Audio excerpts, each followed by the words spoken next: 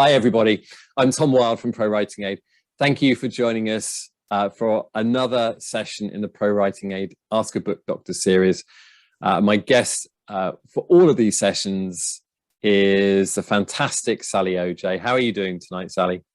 I'm doing great, Tom. Thank you. I have forgotten to put in my fancy schmancy flash camera. So I'm afraid you're probably getting a very pixelated version of me tonight, but I'm sure you can cope. Sal, you look fantastic. That's all I need to say. Yes, we have things. I've noticed we have quite a contrast. I've got a new laptop, and I'm not sure what's going on with the color, if it's the laptop or the camera. But I seem to be very, very orange for some reason. I'm not naturally this color. I don't know if it's the lighting or whatever. But anyway, yeah, lovely to see you again, Sal. That was a close one. That was. I don't like to run. You pulled it off.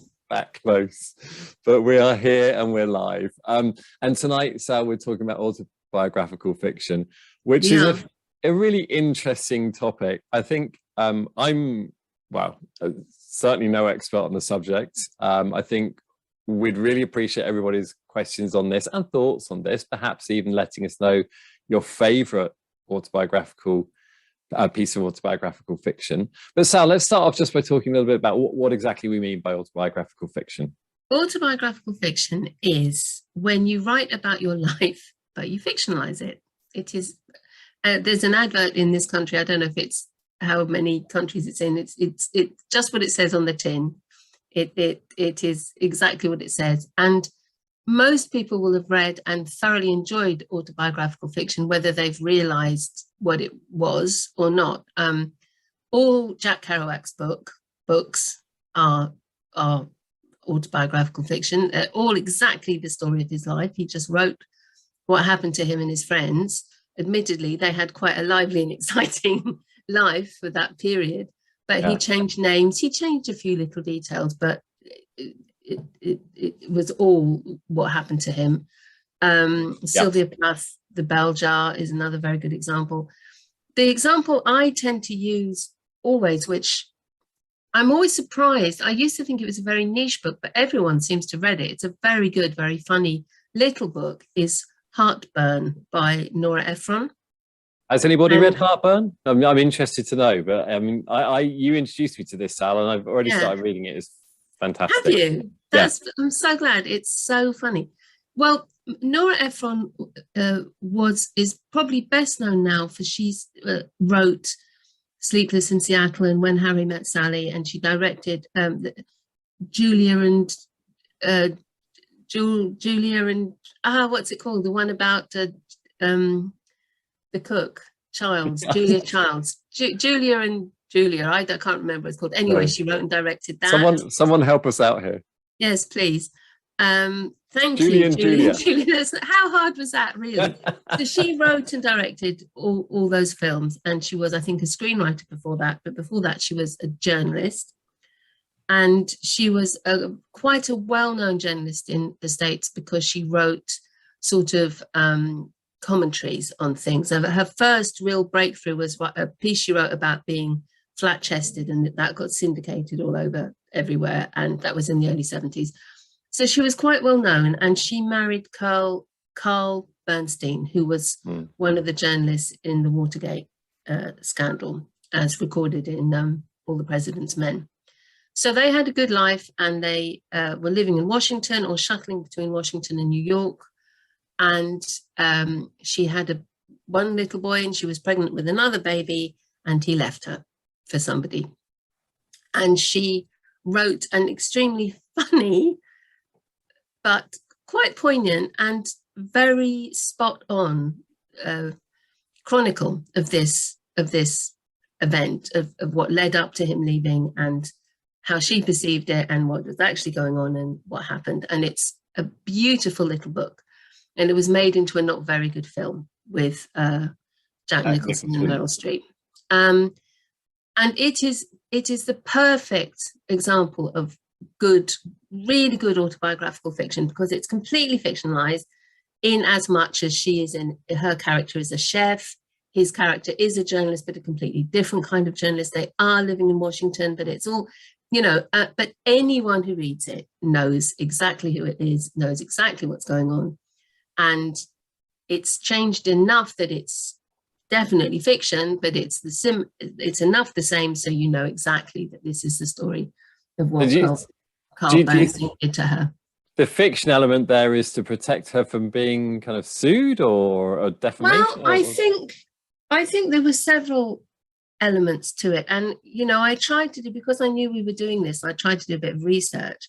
I know he sort of made a half-hearted attempt to begin to sue her and then sort of didn't. And then they made some kind of accord and he had, but I mean, this is one of the things about autobiographical fiction. There are many different reasons that people chose to do it.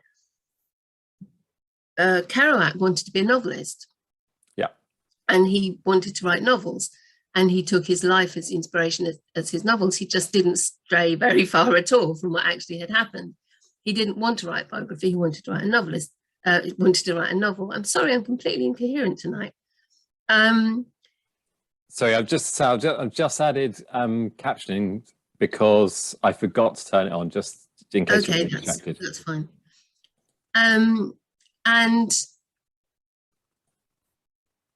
But yes, people do it because they want to avoid getting sued. If they do that, they really have to go quite far with the fiction element. But and there's ways of getting around it, I think. If you're writing autobiographical fiction, you can do it in certain ways which sort of protects you. I mean, even in biography, sometimes people just put at the front of their book, this is how I remembered everything. This is how I remember everything. So if everyone else remembers it differently, I'm sorry, but this is how I remember it. And that actually covers them mostly. It depends. It depends how libelous they get. On that point, you've got to find quite a fine line between autobiography or biography and autobiographical fiction, right? It can be down to a case of changing a few names and a few details. It can really be down to a case of changing a few names. There's a book that I have worked on, which is a beautiful mixture, which is autobiographical fiction, which is a beautiful mixture of made up names and real names.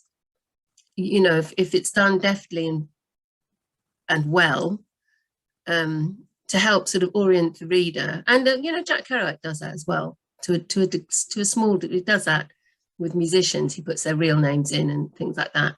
Yeah. And it's just sometimes because people don't want to spill all their beans all over the place and they want to write about something, but they want it not as obviously their story. And you know what? I think people are going to tell us 100 different reasons tonight why they've chosen to do it. I would be very interested to hear. And the last reason, of course, it won't be the last reason, there'll be many more. Another reason, of course, is because it allows you that bit of leeway, and it allows you, that Kerouac is another good example of this. He sometimes changed things about a bit to make them more readable or more funny or more interesting, and it was fiction, so he could do that.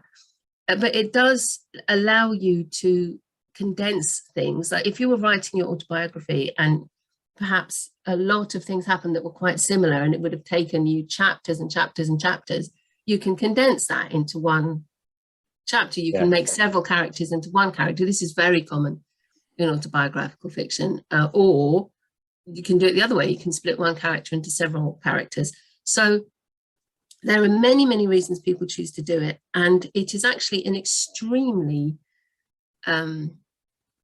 good genre. I don't know how, it's a very well-respected genre. It's a very rewarding genre to read, usually. Very satisfying because people know what they're writing about. It's often very entertaining. Is it a common genre, would you say, for first-time writers? Or is it more of a genre that people discover and enter, once they, later on in their careers? I'm not sure if I'm making real sense on that.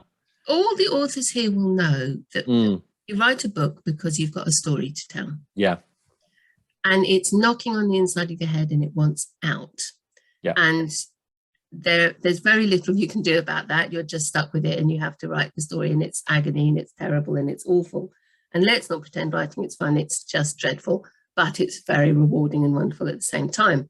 So if you've got a story knocking on your head and it's your first book, but it is, you want to tell the story. A lot of people, if they're telling stories of their childhoods, make it into fiction because it just is easier to deal with everything in that way. A lot of people who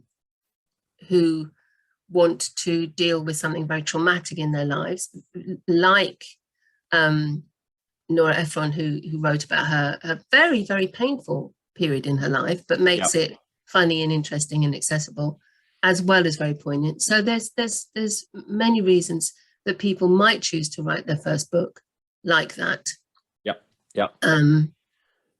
There's a couple of quotes I found earlier when I was looking at around the subject, Sal, and a couple that really stuck with me. One is that this will probably resonate with people tonight. Creative writers love to break conventions and bend genres, and autobiographical fiction is a great hybrid of creative non-fiction and fiction. And then the other one was, so to offer a simple definition, autobiographical fiction is any work of fiction that is based on real life events of the author. Autobiographical fiction is based on fact, but importantly, not bound by fact, which I think is quite a good distinction. I think that's an excellent distinction, and it's quite a skill. You know, people might erroneously think, "Oh, you're just writing about yourself. Off you go," and it's hard to pull it off. It's hard to get the balance right. It's hard to not be. When you're writing autobiographical fiction, it's very hard to remember. Well, it's always hard to do this. It's something I'm always talking to authors about, but it's to think of your reader. So you've really got to think, you know, the bit where the dog bit you and the pickle spill, and, you know, that might have been a terribly important turning point in your life, but it's got to, if you're fictionalizing the book, you've got to make it entertaining. You've got to think, well, what do I, actually, I'm not going to write about the dog and the pickles because it's pretty boring when I put it on the page, but what was that moment? What was that moment? Why was it so important to me? How can I get it across? How can I get across that moment in a way that it is going to be accessible and show the reader what I was really feeling? So that's one of the great things you can do with this genre, is you can think, oh, well, I'm not going to write what actually happened because for whatever reason, but what can I do to really get that across? And do you have, I mean, so you've worked on some, lots of really interesting books, Sal. Do you ever have someone that actually comes to you with what originally is a biography, but actually ends up becoming a work of kind of biographical fiction? So they introduce it, or, is it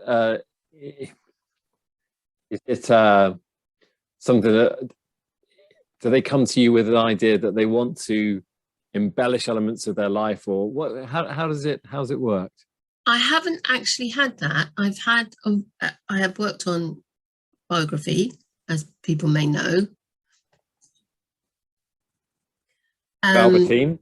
I have worked on autobiographical fiction, which is not published yet, but which I anticipate will be published quite shortly. Well, be in the process of being published quite shortly, I hope.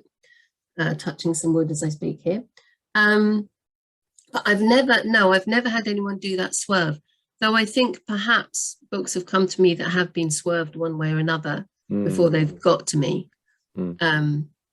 Yeah, I think that's possible. And so if what you're asking is, do people actually, no, you know what? I think years ago, I mean, really quite a long time ago, I think I did have a biography, which I suggested he fictionalized.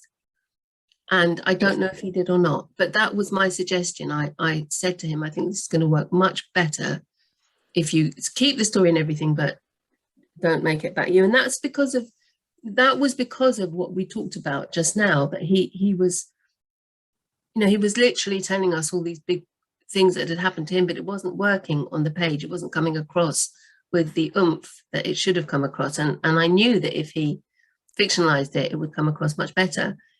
It's telling that I'd forgotten, and it's also telling that he I think, disappeared. I don't think it came back to me. So either he did it or he didn't. I don't know. But that was my strong recommendation to him. There are some lovely examples in the chat. Thank you, everybody, for contributing some ideas, some excellent books. Sarah Cox, I think. So some suggestions: The Death in the Family by James Adji, Naked Lunch by William S. Burroughs, House on Mango Street by Sandra Cisneros, and some others as well. All the beat writers had a taste for doing this. Yeah. Fascinating. Okay, let's dive in with a couple of questions. So the first question we had today was, Fear and Loathing, of course. Thank you, Jack. Yeah, wonderful one. So I think this was Michelle who put this first and foremost. First of all, my book is a heavily fictionalized version of my husband's story. Is that biographical fiction? Is there such a genre? Can you just read that again? Yes, my book is a heavily fictionalized version of my husband's story. So I'm assuming it's my husband's life story. Mm-hmm. Is that biographical fiction? Is there such a genre? Yes, it is biographical fiction. I mean, and there is such a genre. I mean, that, you know, one that springs to mind is a book called Swan Song by Kelly Jeffcott. Gosh, I can't remember. She's a friend of mine as well. She's not going to be well pleased. I can't remember her last name, but I can't remember anything tonight. Which is about Truman Capote, and it's wonderful fictionalized biography. I mean, there are loads and loads and loads out there. Swan Song came to mind because it's a fantastic book, and I don't feel so terrible. I can't remember her last name, and she is a friend of mine. You keep talking. I'll do some research, Sal. Kelly Jeffcott and something else. But yes, that is definitely biographical fiction, and that is also a very huge genre, huge genre. Loads and loads of both. No, I'm not. Yeah, Kelly Greenberg Jeffcott. Greenberg Jeffcott. Yeah. Yeah, I'm so sorry, Kelly.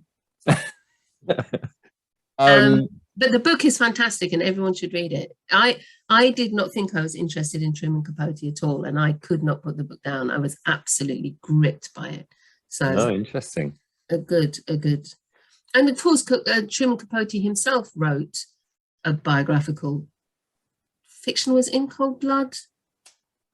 I was thinking that. I think it's the only one I've read. Fictionalized. I think I've never read it because it's so gory, but I think it might have been fictionalized. Yes. So, you know, and on it goes. It's a virtuous circle.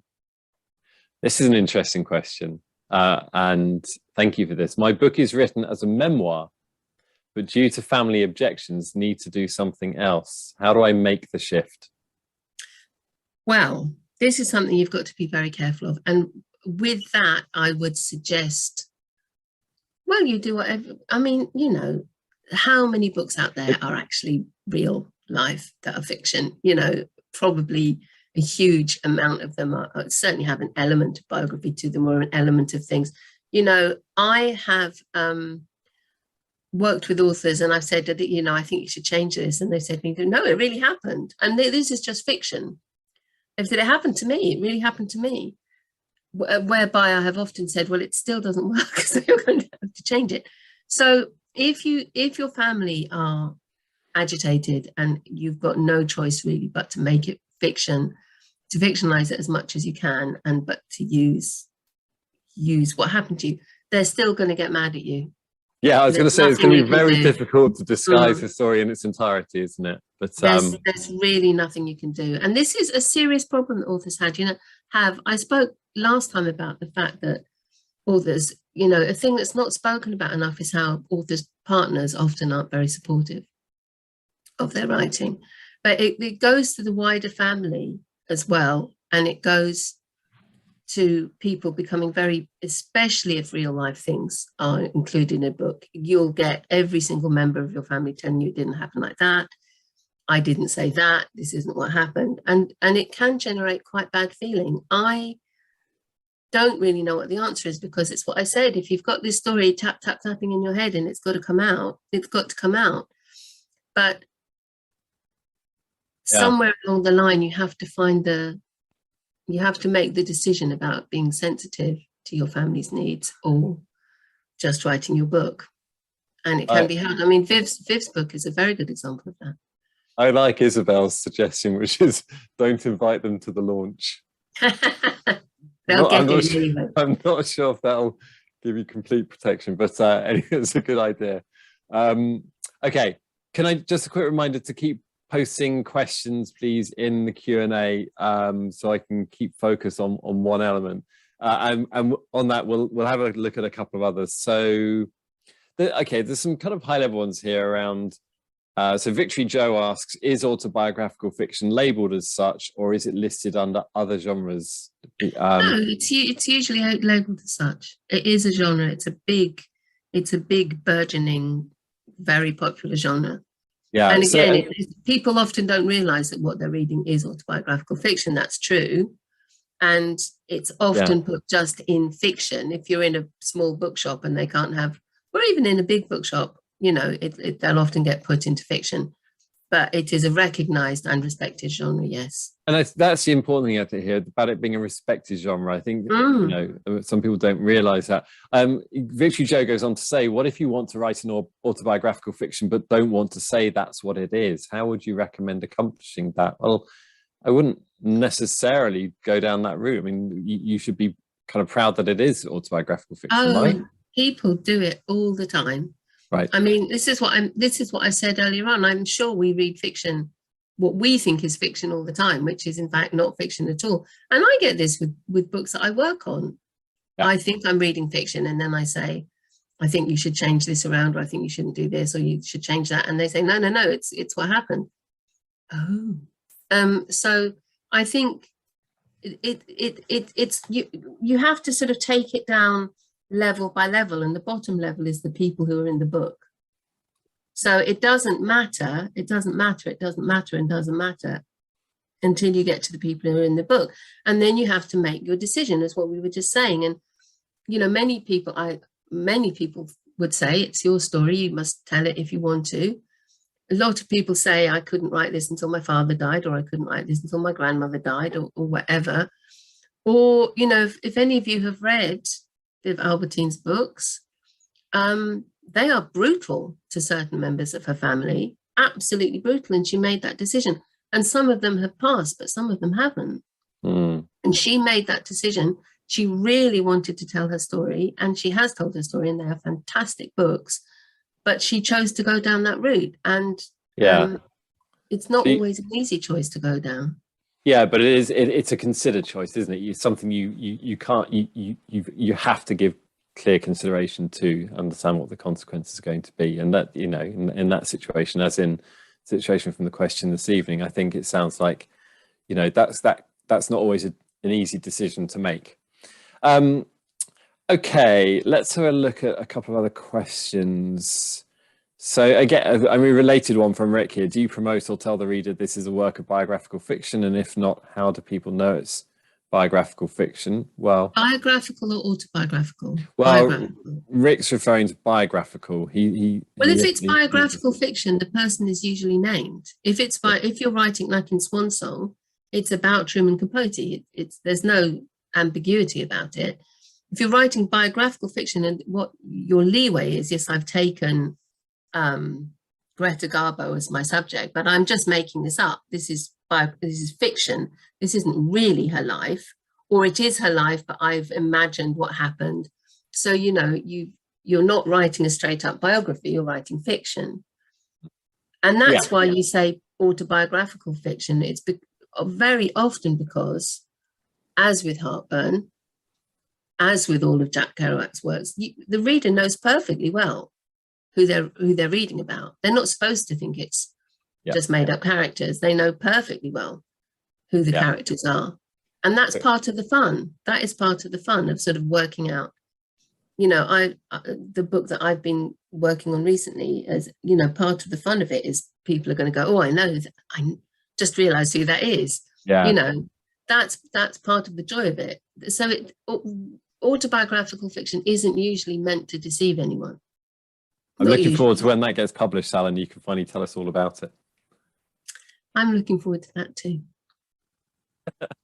No spoilers. Yeah, Rick has just clarified that they did mean autobiographical fiction for that All particular right. question. Okay, so next question. Can I just, Tom, remind people that I can't see the questions or anything?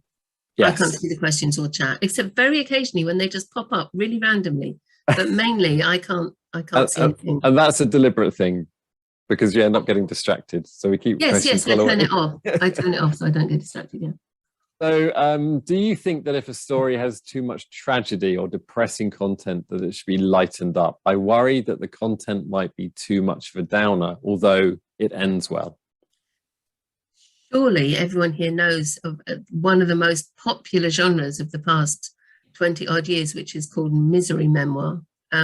People love the tragedy and the, I mean, have you never heard of misery memoir? I've never heard of misery memoir, no. It is a huge, very successful genre, and it's mostly not fiction. It's mostly just biography. Although I think actually it is sometimes fiction, actually. Fictionalized either by another writer or by the person that it happened to. And especially things about appalling childhoods are terribly, terribly popular. People like reading about that stuff. A lot of people like reading about that stuff, and especially if there's a happy ending. I think it's sort of like it's like people who want to watch films that make them cry. You know, it's like an emotional release. Yeah. So it depends how thick you lay it on, depends how awful it is, depends on lots of things, but you would presumably some point in the process have a good editor who would tell you, you know, guide you a little, or an agent who would guide you a little, whatever. So especially if there's a happy ending, no, go for it. I think so. Okay, one more question.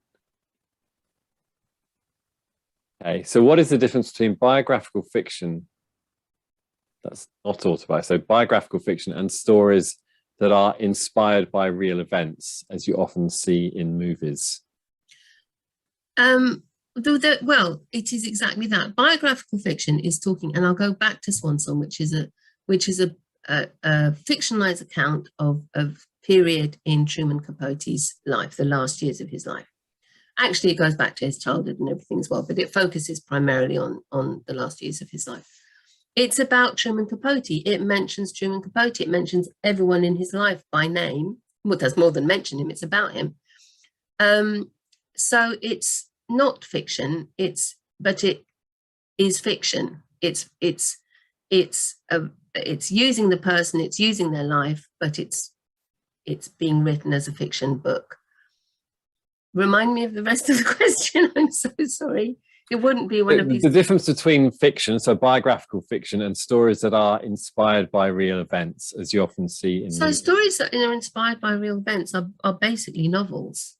Yeah. And you'll see at the beginning, this was inspired by. But, you know, inspired by can cover so many different, you know, things. It can literally be inspired by a piece I saw in the news, and that made me think about you know, what happened next, you know, or it made me think about who those people were, what their lives had been really like. Or it can be, you know, a whole huge event. It could be, you know, inspired by 9/11. It could be inspired by the Russian Revolution. It can be inspired. So it can be huge world-changing events, or it can be the smallest thing, inspired by a poem I read. Yeah. That has always stuck with me. I've seen that before. And so you take your inspiration and you go where it leads you.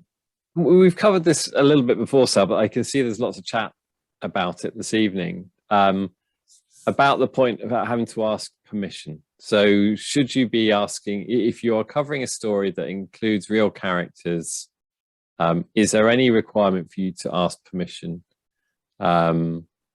So we slide back for a second to fan fiction, where people just write the disclaimer at the beginning.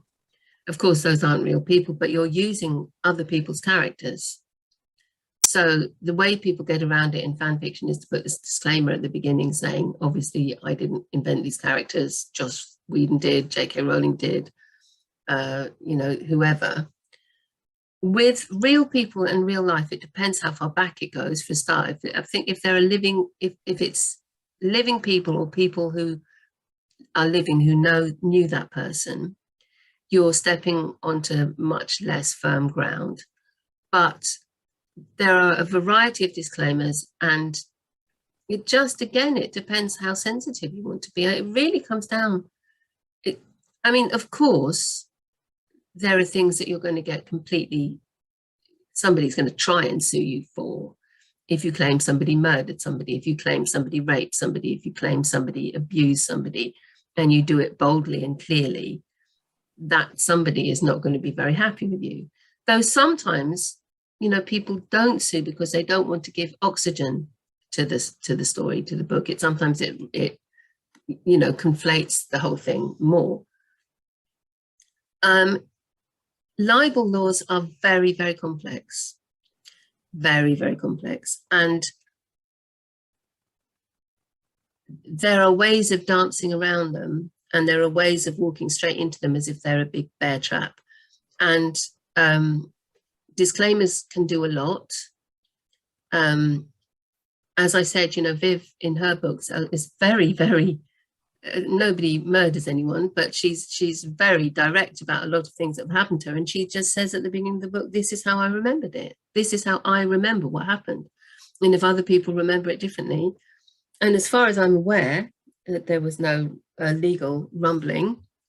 But then people do just have to decide, am I going to make a fuss about this and draw even more people's attention to it? Or am I going to have to? So I think the simple answer is write your book. Put any kind of disclaimer you want to at the beginning of it. Decide whether you want to be estranged from your family for the rest of your life or not, or your friends or whoever else is in it. Or if you think they'll be fine, write your book. If it's good enough to get an agent, that's when you have this conversation. That's a great piece of advice, really. Yeah, worry about that at that point. I'd just like a quick mention, Jack, I really like your comment. Tragedy plus time equals comedy. That's what we say on the stand-up circuit anyway. That's absolutely right. It's exactly right. And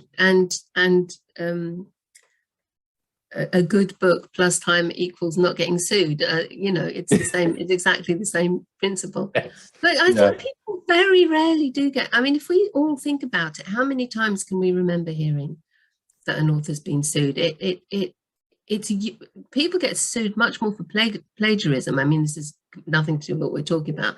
That I can think of several instances, and I'm sure we all can.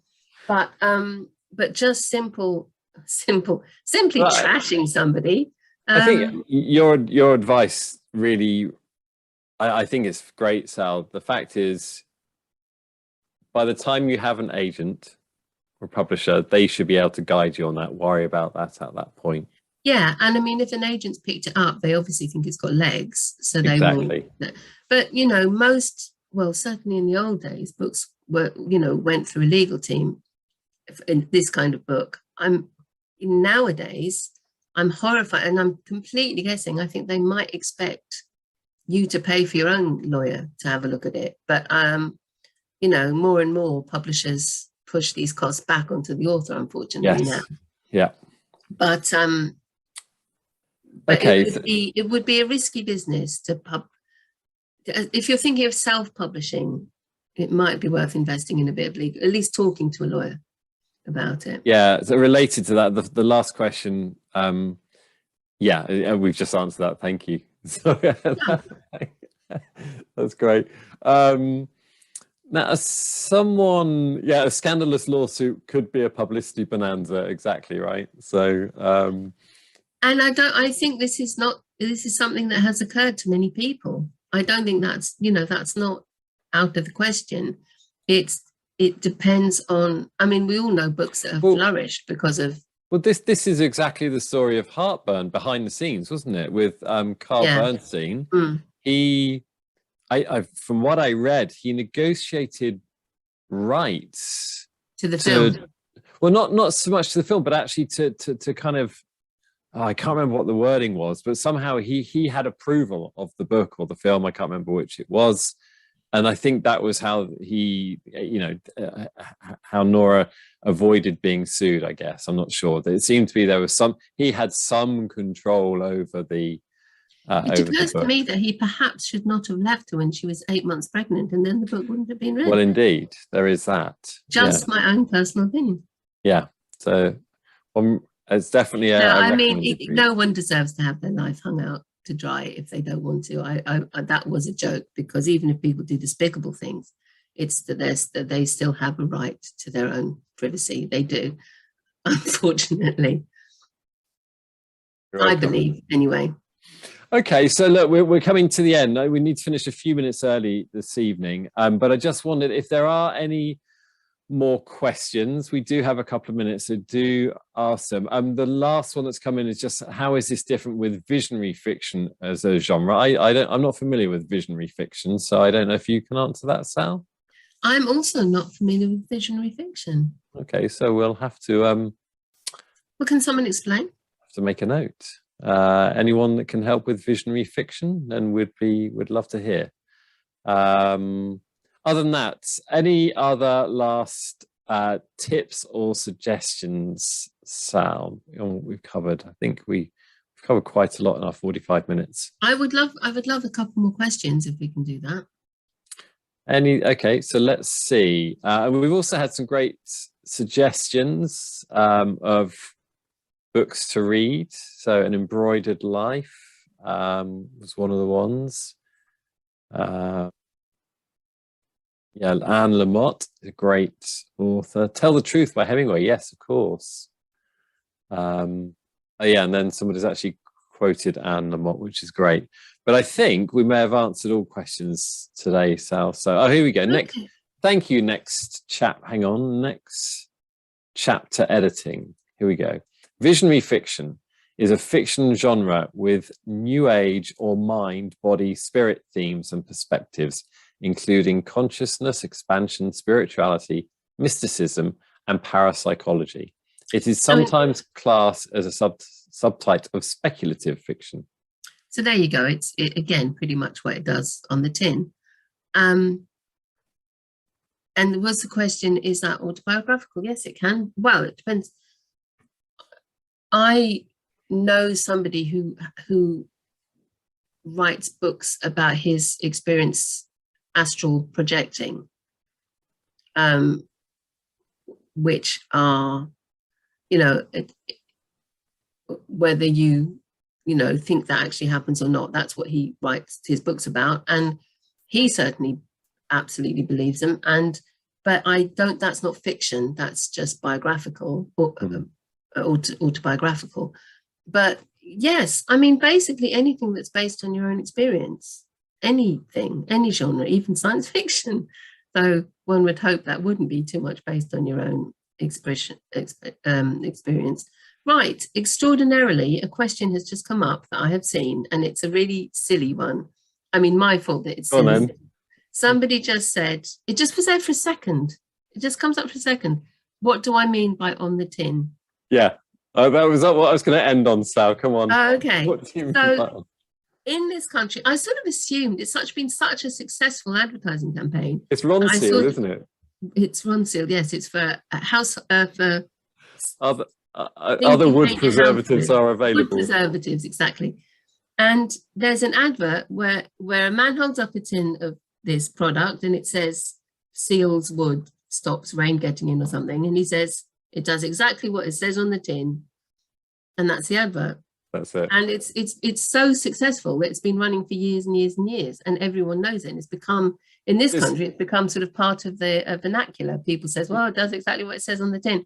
Exactly. So yeah, that's what I meant. I sort of assumed it had gone worldwide because it's such a successful campaign that I sort of assumed it got used. Brilliant.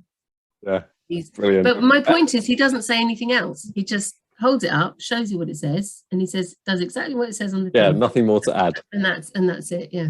Wonderful. Sally, a pleasure as always. Thank you ever so much for your insight and your experience. It's always really great to catch up. And I just wanted to, I can't remember what we're doing next month. I should know off the top of my head, but in the panic of getting set up, I've completely forgotten. But we are back next month. That's the main thing. So it'll be the second Tuesday of the month, second Tuesday of February. And we look forward to seeing everybody then. Can I just say, I'm absolutely thrilled to see so many people here. I really wondered if this was a very niche thing that not many people would be interested in. So it's been such a joy to see everyone here. And as always, it's the questions that make these sessions. That's what makes it all work. So thank you all so much. Yes. From a very cold, rainy evening in Brighton. Thank you so much. And we will see you next month. Enjoy the rest of your day, everybody, wherever you are. Stay safe. And we look forward to seeing you all in February. Sal, go on, last point.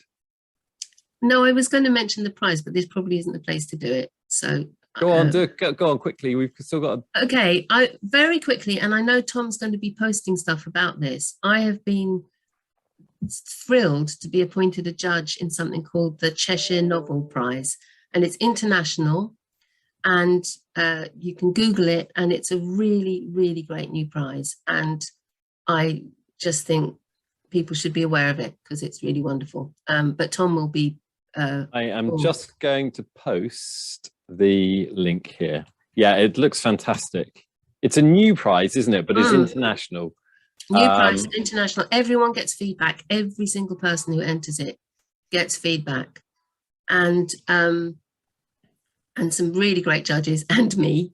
And I'm so thrilled and honoured to be part of it. I really am. And yeah. Spread the word. Spread the word. Awesome. That's fantastic, Sal. Yeah, and we will be tweeting about that in the next few days. So keep a lookout for that. Okay, that's it from us. Thank you. As Sally said, it's you guys that make these sessions, everything that goes on in the chat, all of the questions you contribute. We couldn't do it without you. We really look forward to seeing you all in February. And as I said, stay safe until then. Have a lovely rest of the day, and we will see you all soon. Bye-bye. Stay safe, everyone. Bye.